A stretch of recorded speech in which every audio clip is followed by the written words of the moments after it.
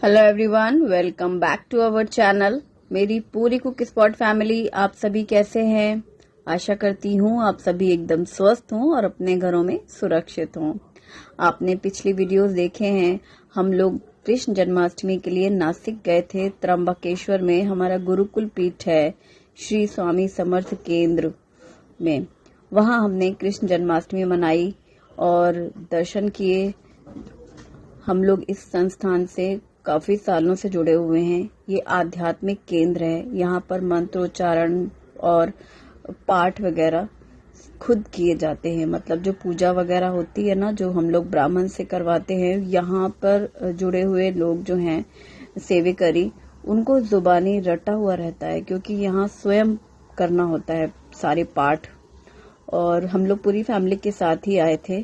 पहले भी मैं यहाँ आ चुकी हूँ, लेकिन इस बार पूरी फैमिली साथ आई। मैं हमेशा बच्चों को छोड़ के अकेले जाती थी, क्योंकि थोड़ा सा बच्चे छोटे थे पहले, और ये था कि घर में आराम से रहें। मैं अपना चली जाती थी केंद्र की जो मेरी फ्रेंड्स हैं उनके साथ। इस बार विद फैमिली गए थे हम, और जन्माष्टमी बहुत अच्छी रही। महाराज के दर्शन बहुत अच्छे हुए। लेकिन पूरी फैमिली, बच्चे और हस्बैंड, हम लोग जो लोकल, जो हमारा भुसावल में जैसे केंद्र है या पाचोरा केंद्र में हम लोग जाते थे, तो शुरू से ही केंद्र बच्चे जाते हैं और जैसा भी बताते हैं हमारे केंद्र में, उसके अनुसार जो हमारे घर की जो देव मांडनी है वो सब भी पूरा फॉलो करते हैं। और शुभी ने यहाँ पर डांस भी किया था, आप लोगों ने देखा। सबने बहुत प्यार, बहुत अप्रिशिएट किया। Thank you so much. और कान्हा जी का जन्म, बच्चों को बहुत मजा आया। बर्थडे पार्टीज तो बहुत देखी बच्चों ने लेकिन कान्हा जी के बर्थडे का जो जश्न था, उसके उल्लास और उसकी खुशी की बात ही अलग थी। मजा आया। फिर दही हांडी भी हुआ, गोपाल खाला भी हुआ, और मैंने पूरी कोशिश की कि आपके साथ भी वो शेयर कर सकूं। बस वापस फिर घर आ गए, भुसावल पहुंच गए। 2 दिन का सफर, बहुत मजा आया। और थोड़ी थकान तो होगी ही ना। और रात हम लोग आ गए थे, सुबह उठे, वही रोजमर्रा का काम, गुप्ता जी की ड्यूटी, सुबह टिफिन। फटाफट से भिंडी की सब्जी पराठा बनता है, सो मैंने फटाफट से वही बनाया था। उनका टिफिन भी हुआ, नाश्ता भी हुआ, और फिर बच्चों ने भी वही खा लिया था। लेकिन अब जब भिंडी की सब्जी और पराठा खाया गया, पेट भर के, तो नाश्ता जैसा खाने जैसा हो गया। फिर बच्चों को लगता है ना, फिर शाम में भूख जल्दी लग जाती है, तो उनको लग रही थी, दोनों भाई बहन। फिर मैगी बनाई इन लोगों ने और मैगी खाई। और मुझे भी तो थकान है ही अभी सफर की। अब ये था कि सुबह का तो टाइम, काम, सफाई भी, तो 2 दिन के लिए भी घर छोड़ो तो क्या हाल होते हैं, तो सफाई में भी काफी टाइम लगा। इन लोगों ने मैगी बनाई है शाम में। फ्रेंड्स, मैं शैम्पू करने वाली हूँ, और शैम्पू से पहले मैं ऑयलिंग करूंगी। आज मैं यूज करने वाली हूँ वाओ स्किन साइंस का the original onion black seed hair care range, जो कि हमारी एंशियंट हेयर केयर से इंस्पायर्ड है। सबसे पहले मैं लगाने वाली हूँ वाओ स्किन साइंस का onion black seed hair oil with comb applicator. इस ऑयल को रेगुलर यूज करने से आपके हेयर स्ट्रॉन्ग और सिल्की बनाने में हेल्प मिलती है। ये ऑयल ब्लेंड है onion black seed oil, almond, castor, jojoba olive and castor oil का। ये original and most effective natural onion black seed oil से बना है। ये सारे oil cold pressed and premium quality के हैं।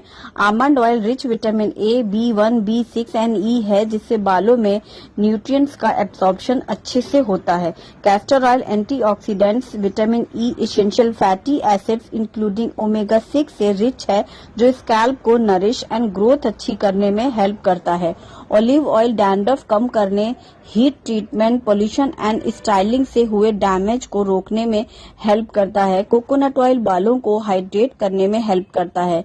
ये ऑयल बालों की ग्रोथ बढ़ाने और स्कैल्प इश्यूज को कम करने में हेल्प करता है। इसमें 99.9% प्लांट बेस्ड इंग्रेडिएंट्स हैं। ऑयलिंग के बाद 1 घंटा हो चुका है, और अब मैं शैम्पू करूंगी wow skin science red onion black seed oil shampoo से। इस शैम्पू में भी सेम बेनिफिट्स हैं जो हेयर ऑयल में हैं। ये शैम्पू क्यूटिकल्स को स्मूथ करने, बालों को ग्लॉसी एंड लस्टर बनाने में हेल्प करता है। ये शैम्पू रिच है antioxidant, nutrients and vitamin E है, जो बालों को हेल्दी बनाने, हेयर टेक्सचर इंप्रूव करने और बालों को स्ट्रॉन्ग बनाने में हेल्प करता है। इसमें 93% नेचुरल इंग्रेडिएंट्स हैं। शैम्पू के बाद मैं यूज करूंगी wow skin science red onion black seed oil conditioner. इसमें है red onion seed oil extract, black seed oil and hydrolysed wheat protein. ये कंडीशनर बालों को स्ट्रॉन्ग, सॉफ्ट एंड स्मूथ बनाने में हेल्प करता है। ये एक नरिशिंग एंड मॉइस्चराइजिंग कंडीशनर है, तो शैम्पू के बाद कंडीशनर को मिस ना करें। वाओ स्किन साइंस के प्रोडक्ट्स पर दिए हुए क्यूआर कोड को स्कैन करके आप प्रोडक्ट की ऑथेंटिसिटी चेक कर सकते हैं। वाओ एक इंडियन ब्रांड है एंड इनके प्रोडक्ट में कोई भी silicon, paraben, mineral oil and colour नहीं है। नीचे दिए गए अभिलाषा 20 कोड को यूज करेंगे तो आपको वेबसाइट में 20% डिस्काउंट भी मिलेगा। Be wow naturally. शाम का मौसम बहुत प्यारा है, लेकिन गर्मी है काफी। बारिश मतलब 2-4 दिन हुई है ढंग से, जिसे लगा कि हाँ बारिश का सीजन है। जन्माष्टमी के टाइम पर हुई बारिश, और जब हम जा रहे थे त्र्यंबकेश्वर उस समय रास्ते पे काफी बारिश थी। भुसावल में नहीं थी, आसपास के गांव में काफी बारिश है, और इसीलिए यहाँ तो मतलब एक जैसा ही सीजन लगता है मेरे को। दूध के पतीले में दूध डाल करके गैस पे रखा है मैंने। शाम में ही पतीला धुल लिया था जब बच्चों को दूध दिया था शाम का, और मैंने चाय ली थी। और अब मैं रात के खाने की तैयारी के लिए तुअर दाल निकाल रही हूँ, अरहर की दाल। इसे मैं कुकर में ही डाल करके डायरेक्टली धो करके पानी, हल्दी, नमक डाल करके इसे पकाने रख दूंगी। अभी शाम तक मैं सोच ही रही थी कि क्या बनाऊंगी रात के खाने में। सुबह तो भिंडी पराठे बने थे, फिर सोचा था न्यूट्रीला बनाएंगे, लेकिन चूंकि अभी हस्बैंड ड्यूटी से आए और मेथी, आलू, प्याज, टमाटर ये सारी चीजें लेकर के आए, तो फिर जब हरी सब्जी आ गई है तो फिर वही बनेगी, है ना। तो बस यहाँ पर मैंने दाल का कुकर रखा और ये मेथी निकाली है। मेथी साफ करने में थोड़ा टाइम लगता है, तो अभी साफ कर लूंगी मैं। अक्सर हस्बैंड ड्यूटी से जब लौटते हैं तभी शाम में सब्जी आती है, और अगर हरी सब्जी आई तो मुझे लगता है आज ही इनको निपटा लो, वरना 1-2 दिन रख के चक्कर में कई बार फिर वो रखी रह जाती है। मैंने टमाटर भी धुल के रख दिए हैं।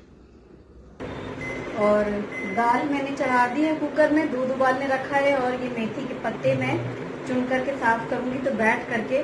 और गर्मी इतनी ज्यादा है ना भुसावल में कि कुछ मत पूछो। बारिश तो हुई 1-2 दिन, उसके बाद बारिश गायब और सड़ी वाली गर्मी है। मेथी की जो बहुत मोटी डंठल है ना, वो तो मैं हटा दे रही हूँ। बारिश का सीजन है, काफी गंदी रहती है, मिट्टी विट्टी खूब लगी है। बाकी इनको 3-4 पानी में धुलना है, रनिंग वाटर में साफ करके। उसके बाद मैंने काटा है, और लहसुन और हरी मिर्ची भी ली है। सरसों का तेल डाल करके कढ़ाई में मैंने गरम करने रखा है, और इसमें मैंने डाला है लहसुन बारीक कटी हुई। मेथी की सब्जी में स्पेशली लहसुन बहुत अच्छा टेस्ट देता है। ये जीरा डाला है मैंने 1 छोटी चम्मच जितना, और चुटकी भर हींग डाली है। हींग और लहसुन के तड़के की खुशबू बहुत अच्छी आती है। ये मैंने हरी मिर्ची बारीक कटी हुई डाल दी हैं। इसमें हल्दी पाउडर डालूंगी और कोई मसाले नहीं डालूंगी। आलू मेथी की सब्जी में मसालों का यूज नहीं करती हूँ। आलू पालक है, आलू मेथी है, बस इनमें हल्दी डाल करके ही जब आलू डाल देते हैं, आलू धुल करके काट के धुल करके डाला है और इसे मिक्स कर लिया है। आलू को थोड़ा लाल लाल सा होने दूंगी, फ्राई करूंगी, तो इसलिए मैंने अभी नमक डाला है जिससे आलू पक जाएंगे। नमक डालने से जल्दी से आलू गल जाएंगे, और सिर्फ हल्दी डाल करके ही आलू को पकाएंगे। ढक दूंगी ताकि जल्दी से इनको पक जाएं और लाल लाल से हो जाएं। और बस कुछ मिनट में खोल करके देखा है, यहाँ पर आलू अच्छे से लाल लाल से हो गए हैं फ्राई से। हल्का सा आप कलछी लगाएंगे तो भी वो प्रेस हो रहा है। ये धुली हुई कटी साफ सुथरी मेथी डाली मैंने 3-4 पानी में धुला। इसको कटोरे में डाल करके फिर निकाला, फिर डाला, फिर निकाला। ऐसे करके मिट्टी जो होती है वो नीचे ठहर जाती है बर्तन में धोने से। हरी सब्जियां अक्सर बर्तन में ही धुलनी चाहिए, पानी लेके भर के, तो वो पूरी मिट्टी नीचे बैठ जाती है। फिर ऊपर की पत्तियां निकाल ली, और मेथी डाल करके भूना ही था कि कुछ सेकंड में ही पूरी मेथी गायब। ऐसा लगता है ढेर सारी मेथी है, लेकिन वो पूरी दब जाती है। और बस ये मैंने टमाटर लिए हैं जो कड़े हैं, पीले हरे उस टाइप के, थोड़े कड़े वाले जो टमाटर होते हैं ना, देशी टमाटर है। बहुत अच्छा खट्टा वाला स्वाद होता है इनका, कड़े वाले टमाटर। जो हरे के बाद लाल होने लग जाते हैं। लहसुन और हरी मिर्ची डाली है मैंने, और ढेर सारा हरा धनिया डालूंगी, और सिर्फ नमक डालेंगे और कुछ भी नहीं। तो ये लहसुन, मिर्ची, धनिया और टमाटर की चटनी, जो कि दाल चावल के साथ खाने में इतना मजा आता है ना, बहुत बढ़िया। चटनी के अगर खाने में चटनी रहे तो खाने का स्वाद बढ़ जाता है। तो चटनी मैंने पीस ली है और इसे किसी भी बर्तन में निकाल लूंगी मैं। चटनी जैसे मैंने रात में बनाई है ना, तो 2 दिन तक आराम से खाते हैं। अचार का यूज कम ही करते हैं हमारी फैमिली में, शुरू से ही मेरी आदत नहीं, बच्चों को भी नहीं, पर चटनी सब लोग शौक से खाते हैं। तो इसे मैंने साइड में रखा है। यहाँ पर सब्जी भी ऑलमोस्ट पक चुकी है, तो अब मैंने खोला है इसे और इसे फिर से मिक्स कर लेंगे। मेथी, आलू खूब अच्छे से भुन गया है, एकदम ड्राई है, बिल्कुल भी पानी बूंद मॉइस्चर नहीं है।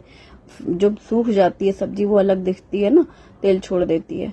बस सब्जी मैंने डोंगे में निकाल करके साइड में रखा है।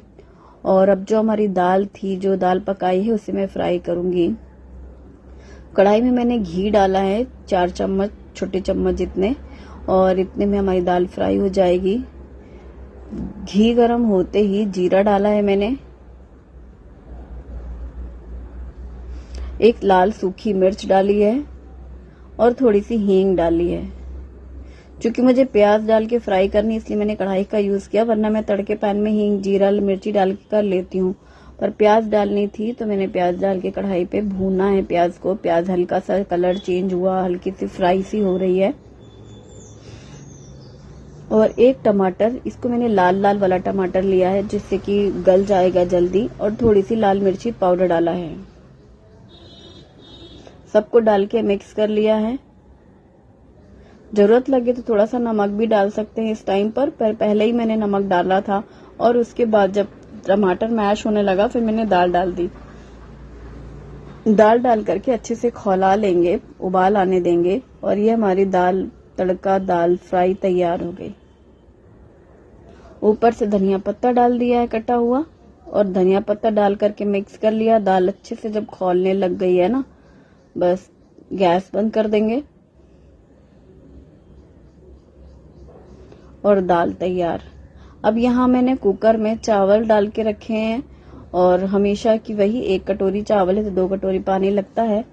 तो जो जैसे चावल की क्वालिटी उसके हिसाब से करें। थोड़ा सा घी डाल दें, नींबू का जूस भी डाल सकते हैं, एकदम बिखरा बिखरा चावल बनता है। और यहाँ दाल मैंने निकाल दी है।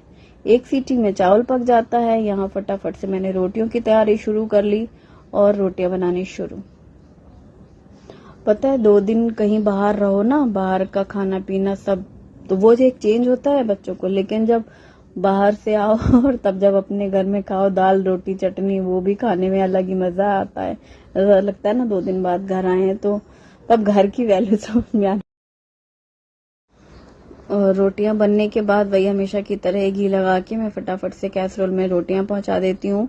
गरम भी बनी रखी रहती हैं। और खाने की बात हुई तो तुरंत मैंने थाली परोसनी शुरू करी, क्योंकि बनते बनते ही 8 बज जाते हैं। 6 बजे के बाद ही मैं खाने की तैयारी शुरू करती हूँ। और शुभम ने धीरे से चुपके से फ्रिज से दही निकाल के रख दिया।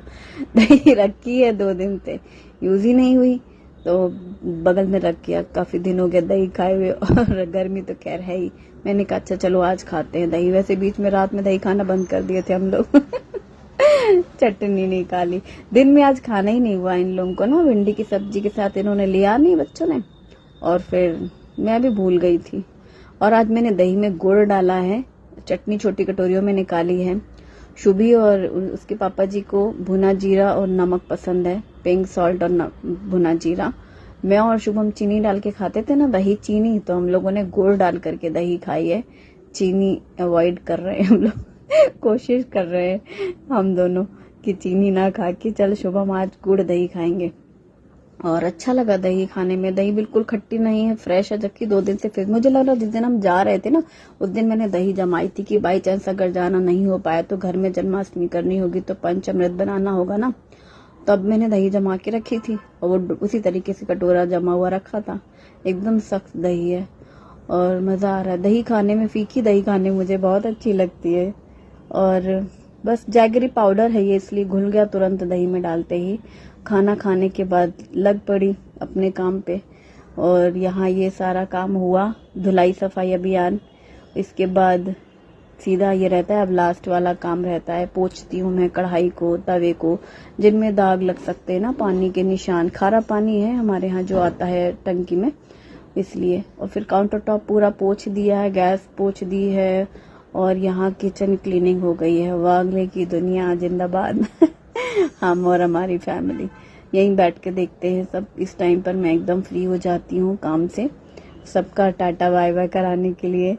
और उसके बाद ये होता है कि अब कल क्या बनेगा, कल सुबह टिफिन में क्या बनेगा, पहले तो टिफिन का सोचना होता है। कल फिर मिलेंगे हम लोग। Thank you, bye bye, take